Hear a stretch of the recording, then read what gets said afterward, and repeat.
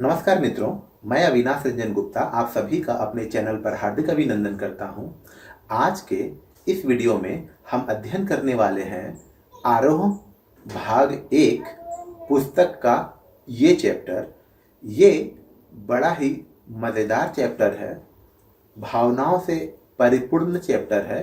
आप इस वीडियो को ध्यान से देखें, ध्यान से सुने और पाएंगे कि इस चैप्टर से जुड़ी सारी शंकाएं आपकी दूर हो जाएंगी। नमस्कार, आप आ गए हैं मेरे कंप्यूटर की स्क्रीन पर और आज हम इस वीडियो में प्रसिद्ध शायर, कवि, लेखक दुष्यंत कुमार की कुछ गज़लों का अध्ययन करने जा रहे हैं। ये गज़लों का संकलन इनकी पुस्तक साय में धूप से लिया गया है। सबसे पहले हम लोग आते हैं इस पाठ का उद्देश्य पर, अर्थात इस पाठ को पढ़ने के बाद हम इन बिंदुओं से परिचित हो सकेंगे, इसके बारे में जान पाएंगे। सबसे पहले आज़ादी के बाद भारत की दशा के बारे में जान पाएंगे कि आज़ादी से पहले भारत की दशा खराब थी, तो आज़ादी के बाद भी भारत की दशा में कोई खास सुधार नहीं हुआ। कवि की क्रांतिकारी सोच के बारे में जान पाएंगे। कवि का मानना है कि आपको क्रांतिकारी आंदोलन में भाग लेना ही पड़ेगा, अपने अधिकारों के लिए लड़ना ही पड़ेगा। कुंद मानसिकता वाले लोगों के बारे में जान पाएंगे। सोसाइटी में बहुत बड़ा जनसमूह ऐसा है जो दूसरों के कंधे पर बंदूक रखकर गोली चलाना चाहता है, खुद फ्रंट में नहीं आना चाहता। ऐसे लोगों की मानसिकता को कुंद मानसिकता वाले लोग कहते हैं। अपने भाग्य का निर्धारण आप स्वयं करते हैं, आपके लिए कोई और आपके भाग्य का निर्धारण नहीं करेगा। आप चाहते हैं कि आप एक बेहतर जीवन जिएं, इसके लिए आपको अपने भाग्य का निर्धारण स्वयं करना पड़ेगा। अपने अधिकारों के लिए लड़ना सीखेंगे। इन गज़लों को पढ़ने के बाद और इन गज़लों में निहित सच्चाई को जानने के बाद आप अपने अधिकारों के लिए लड़ना जरूर सीख जाएंगे। कवि परिचय। इनका नाम है दुष्यंत कुमार। इनका जन्म 1933 राजपुर नवादा गांव उत्तर प्रदेश में हुआ और इनकी मृत्यु 1975 में हुई। पाठ की पृष्ठभूमि। इसमें 7 गज़लों का संकलन है और इन 7 गज़लों में कवि जो बताना चाहते हैं उसको पाठ की पृष्ठभूमि के रूप में तैयार कर लिया गया है। मैं उसे पढ़ने जा रहा हूं। आपसे उम्मीद करता हूं कि आप अपनी आंखें बंद करें और उसे ध्यान से सुने, ताकि इन गज़लों का सार आपके दिमाग की गहराई तक पहुंच जाए। दुष्यंत कुमार की यह गज़ल जन जागरण और नवीन क्रांति का संदेश देती है। शायर देश की चरमराती स्थिति को देखकर बहुत निराश हैं। आज़ाद भारत में उन्हें यह सपना दिखाया गया था कि हर घर में रोशनी होगी, सुख और समृद्धि होगी, परंतु स्थिति पूरी उल्टी हुई है। यहाँ पूरा का पूरा शहर अंधेरे में डूबा हुआ है। देश के नेता और राजनीतिक व्यवस्थाएं ऐसी हो गई हैं कि कष्ट का ही प्राबल्य है। कवि कहते हैं कि मेरा दिल करता है कि यहाँ से कहीं और चले जाएं।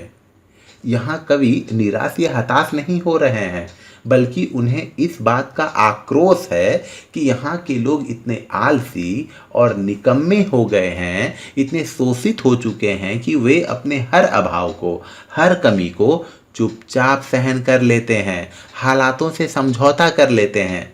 ये कमीज के ना होने पर उसके लिए आवाज़ नहीं उठाते, बल्कि अपने पाँवों से पेट को ढकने की कोशिश करते हैं। अगर इन पर अत्याचार भी हो रहा है तो वो ये सोचकर बर्दाश्त कर लेते हैं कि अत्याचार करने वाला का शायद ये अंतिम अत्याचार हो।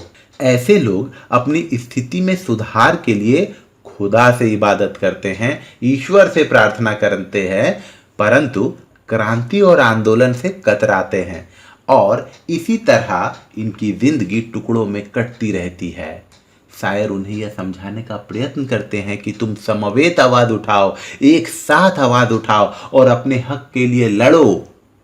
पर यह वर्ग यह मान बैठा है कि यह व्यवस्था नहीं, पत्थर है जो पिघल नहीं सकता।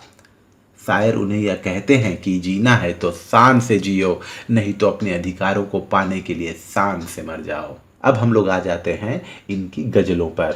इनकी पहली गज़ल कुछ इस तरीके से है। कहाँ तो तय था चिरागा हर एक घर के लिए, कहाँ चिराग मयस्सर नहीं शहर के लिए। यहाँ दरख्तों के साए में धूप लगती है, चलो यहाँ से चले और उम्र भर के लिए। शायर दुष्यंत कुमार कहते हैं कि आज़ादी से पहले हम लोगों को ये सपना दिखाया गया था कि चरागा अर्थात चिराग अर्थात रोशनी अर्थात सुख और समृद्धि सभी के घर में होगी। लेकिन आज़ादी के बाद स्थिति बिल्कुल उलट हो चुकी है। यहाँ चिराग मयस्सर मयस्सर अर्थात उपलब्ध नहीं है। शहर तक के लिए यहाँ एक चिराग उपलब्ध नहीं है। लेकिन आज़ादी के आंदोलन में हम लोगों ने अपना खून पसीना समय जान सब कुछ गंवाया। हमारे पूर्वजों ने अपने प्राणों की आहुतियाँ दे दी हम लोगों के अच्छे दिनों को अपनी नज़र में रखते हुए। और देखिए, पहले हम लोग अंग्रेज़ों से लड़ते थे और आज हम लोग अपने ही देशवासियों से लड़ रहे हैं अपने अधिकारों के लिए। यहाँ दरख्तों के साए में धूप लगती है। यहाँ दरख्त कहने का मतलब है यहाँ के व्यवस्था, यहाँ की राजनीतिक व्यवस्था जो हमारे उत्थान के लिए हमारे विकास के लिए बनाई जानी चाहिए, अब उसी व्यवस्थाओं के कारण हमारा जीवन कष्टमय हो गया है। धूप लगती है। यहाँ धूप का मतलब सूर्य की किरणें या सनशाइन नहीं बल्कि कष्ट। चलो यहाँ से चले और उम्र भर के लिए। कवि कहते हैं कि ऐसी जगह में रहने का क्या फ़ायदा, लोग अपने हक के लिए आवाज़ नहीं उठाते हैं और जो ऊंचे ऊंचे पोजीशन पर नेता बन गए हैं, जो नेता हैं वो आम जनता की भलाई के लिए कुछ कर ही नहीं रहे हैं। तो चलो यहाँ से हमेशा हमेशा के लिए चले जाते हैं। यहाँ पर उर्दू शब्दों का प्रयोग हुआ है और अंदाजे बयां काबिले तारीफ है। विरोधाभास अलंकार का प्रयोग हुआ है। विरोधाभास अलंकार कहने का मतलब है दरख्तों के साए में धूप लगना, अर्थात पेड़ के नीचे लोग छाया की तलाश में छाया पाने की चाह में जाते हैं, लेकिन पेड़ के नीचे ही धूप लग रही है। अर्थात हम लोगों ने अंग्रेजों से भारत को मुक्त कराने के लिए अपना सब कुछ बलिदान कर दिया और जैसे ही सत्ता भारतीय लोगों के हाथ में आ गई तो वो भारतीय लोग भी अब हमें परेशान कर रहे हैं। उनकी छत्र छाया में भी हमें कष्ट ही झेलना पड़ रहा है। ना हो कमीज तो पाँवों से पेट ढक लेंगे, ये लोग कितने मुनासिब हैं इस सफ़र के लिए। खुदा नहीं ना सही आदमी का ख्वाब सही, कोई हसीन नज़ारा तो है नज़र के लिए। यहाँ शायर दुष्यंत कुमार कहते हैं कि भारतीय लोगों की मानसिकता कुंद हो चुकी है। वो अपने अभावों का रोना रोते ही नहीं हैं। उन्हें जितना मिलता है वो उतने में ही काम चला लेना चाहते हैं। अपने जीवन स्तर को अच्छा करना ही नहीं चाहते। उन्हें ये पता ही नहीं है कि हम लोगों ने मतदान किया है, हमारे पूर्वजों ने आज़ादी के लिए अपना लहू बहाया है और उसके बदले हम लोगों से ये वादा किया गया था हम लोगों को एक उन्नत जीवन दिया जाएगा, लेकिन वे अपने वादे से मुकर रहे हैं और हम चुपचाप हैं। हम तो ऐसे हो चुके हैं कि अगर हमारे पास कमीज नहीं है तो हम लोग अपने पैरों से पेट ढक लेंगे लेकिन आवाज़ नहीं उठाएंगे। अर्थात हम लोग आलसी हो गए हैं, निकम्मे हो गए हैं और हम लोग ये मान बैठे हैं कि सत्ता अब परिवर्तनशील है ही नहीं और हमारे जैसे लोग ही सत्ताधीश लोगों के लिए रेड कारपेट बिछाती है, उन्हें मनमाने नीतियों को लागू करने के लिए प्रेरित करती है। खुदा नहीं न सही आदमी का ख्वाब सही। और ऐसे लोग क्या करते हैं, अपनी समस्या के लिए खुद आवाज़ ना उठाकर खुदा से प्रार्थना करते हैं, ईश्वर से प्रार्थना करते हैं और कहते हैं ऊपर वाला सब देख रहा है, सबका इंसाफ होगा। लेकिन ऊपर वाला को केवल हम लोगों को ही नहीं देखना है, उसे इस पूरी दुनिया पूरे ब्रह्मांड को देखना है। वो अगर हमें देखेगा भी तो बहुत समय लग जाएगा। इसलिए हमें अपने अधिकारों के लिए खुद आवाज़ उठानी चाहिए। यहाँ पर देखिए उर्दू शब्दों का प्रयोग किया गया है, सत्य का उद्घाटन किया गया है और लोगों की कुंद मानसिकता का प्रदर्शन किया गया है। यहाँ पर कठिन शब्दों के अर्थ दिए गए हैं। आप वीडियो को पॉज करके इन कठिन शब्दों के अर्थ पढ़ सकते हैं। वे मुतमईन है कि पत्थर पिघल नहीं सकता, मैं बेकरार हूँ आवाज़ में असर के लिए, तेरा निज़ाम है सिलदे जुबान शायर की, ये एहतियात ज़रूरी है इस बहर के लिए। कवि लोगों में जोश भरते हैं, लोगों की सोई शक्ति को जगाते हैं और कहते हैं कि तुम लोग ये क्यों मानकर बैठे हो कि पत्थर नहीं पिघल सकता। पत्थर पिघलेगा, सत्ता बदलेगी, परिवर्तन आएगा। तुम लोग समवेत आवाज तो लगाओ, तुम लोग क्रांति तो करो। परिवर्तन संभव है और परिवर्तन इस संसार का शाश्वत नियम है। लेकिन अगर तुम ही परिवर्तन नहीं चाहते तो फिर तुम्हारे भले के लिए कोई कुछ नहीं कर सकता। तेरा निजाम है सिलदे जुबान शायर की। शायर कहते हैं कि मैं लोगों में जोश भर रहा हूं, उन्हें आवाज उठाने के लिए जागृत कर रहा हूं। हो सकता है कि निजाम, हो सकता है कि राजा, हो सकता है कि पॉलिटिशियन मेरी जुबान सिल दे, मेरी जान ले ली जाए, मुझे मरवा दिया जाए। और ऐसे एहतियात जो ऊंचे पद पर होते हैं वो जरूर बरतते हैं। यहाँ पर देखिए लाक्षणिक शैली का प्रयोग किया गया है। लाक्षणिक शैली कहने का मतलब है पत्थर का पिघलना, ये लाक्षणिक है। अर्थात पत्थर पिघलना, पत्थर नहीं पिघलेगा बल्कि जो सत्ताधीश लोग हैं उन लोगों की मानसिकता और नीतियों में परिवर्तन होगा। आवाज में असर, अर्थात जब लोग एक साथ मिलकर आवाज उठाएंगे तो जो लोग अपनी कुर्सी पर बैठे हुए हैं और मनमाने तरीके से हम पर अत्याचार कर रहे हैं वो सोचने पर और हमारे विकास के कार्यों को पूरा करने पर मजबूर हो जाएंगे। भाषा ओज से भरी हुई है, ओज अर्थात जोश से भरी हुई है। उर्दू शब्दों का प्रयोग तो हुआ ही है और यहाँ पर आप देख सकते हैं कठिन शब्दों के अर्थ दे दिए गए हैं। अंतिम पंक्तियां कुछ इस प्रकार है और बड़ी ही रोचक है। जिए तो अपने बगीचे में गुलमोहर के तले, मरे तो गैर की गलियों में गुलमोहर के लिए। यहाँ पर कवि कहते हैं कि अगर आप जीना चाहते हैं तो गुलमोहर के तले जीना सीखिए। यह गुलमोहर कहने का मतलब है एक पेड़ नहीं बल्कि स्वाभिमान के साथ जीना सीखिए।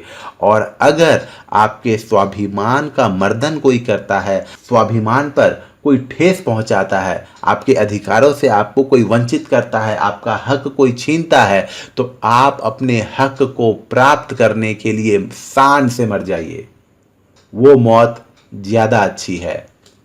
यहाँ पर देखिए कवि क्रांतिकारी सोच को पूरी शिद्दत से उठा रहे हैं और लोगों में आग भरने की कोशिश कर रहे हैं कि अपने अधिकारों के लिए लड़ो। यहाँ पर देखिए गैर की गलियों में मरने का बिंब, अर्थात एक इमेजिनरी, आप अधिकारों के लिए किसी ऐसे व्यक्ति को इमेजिन कर सकते हैं जो मर गया लेकिन अपने अधिकारों को पाने की उसने भरसक कोशिश की। उर्दू शब्दों का प्राचुर्य है, यहाँ पर भाषा संगीतमयी है, गुलमोहर स्वाभिमान का प्रतीक है यहाँ पर। अब हम लोग साय में धूप पाठ से कुछ प्रश्नों पर विचार कर लेते हैं। पहला प्रश्न है, आखिरी शेर में गुलमोहर की चर्चा हुई है, क्या उसका आशय एक खास तरह के फूलदार वृक्ष से है या इसमें कोई सांकेतिक अर्थ निहित है? समझा कर लिखें। देखिए मैंने अभी थोड़ी देर पहले ही कहा गुलमोहर जो है ये बड़ा ही शानदार वृक्ष होता है, इसे जन्नत का वृक्ष माना जाता है। लेकिन यहाँ पर जो गुलमोहर है एक पेड़ नहीं है बल्कि इसका सांकेतिक अर्थ स्वाभिमान, अर्थात आपका सेल्फ रिस्पेक्ट, वो बहुत जरूरी है। ये है यहाँ पर गुलमोहर का अर्थ। पहले शेर में चिराग शब्द एक बार बहुवचन में आया है और दूसरी बार एक वचन में।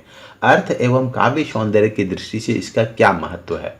देखिए आज़ादी से पहले बड़े बड़े नेता जो हुआ करते थे वो आम जनता से ये वादा करते थे कि आप देश को आज़ादी, स्वतंत्रता, स्वाधीनता दिलाने में इस मुहिम में शामिल होइए, स्वतंत्रता सेनानी बनिए और जैसे ही भारत आज़ाद हो जाएगा हम आप सबको एक उन्नत जीवन प्रदान करेंगे और सभी के घर में रोशनियां होंगी, सुख समृद्धि होगी। इसीलिए पहले पद में चिराग के लिए चिरागा शब्द का प्रयोग किया गया है, अर्थात बहुवचन का प्रयोग किया गया है। लेकिन आज़ादी मिलने के बाद वही नेता अपने वादे से मुकर गए, उन्हें केवल अपनी ही पड़ी रही, देश और दुनिया को तो वे भूलते ही गए। इसलिए फिर एक वचन में प्रयोग किया गया है कि कहाँ आप बहुवचन की बात करते थे, अब तो पूरे गांव के लिए भी, पूरे शहर के लिए भी एक चिराग, रोशनी, सुख समृद्धि उपलब्ध नहीं है। गजल के तीसरे शेर को गौर से पढ़े। यहाँ दुष्यंत का इशारा किस तरह के लोगों की ओर है। ना हो कमीज तो पाँव से पेट ढक लेंगे, ये लोग कितने मुनासिब है इस सफर के लिए। यहाँ पर दुष्यंत कुमार ऐसे लोगों की मानसिकता के बारे में बता रहे हैं जो पूर्ण रूप से भाग्य पर, ईश्वर पर और दूसरों के दया पर निर्भर हो चुके हैं। उनके अंदर जोश, अपने अधिकारों के लिए लड़ने की भावना, सब कुछ लुप्त हो चुकी है। ऐसे लोग एसेट नहीं बल्कि लायबिलिटीज होते हैं। इनके जीवन का कोई उद्देश्य नहीं है। उम्मीद करता हूं आपको मेरा ये वीडियो अच्छा लगा होगा। आप इस वीडियो के डिस्क्रिप्शन में इस पार्ट का टेक्स्ट और इस पार्ट के प्रश्नोत्तर पा सकते हैं। धन्यवाद।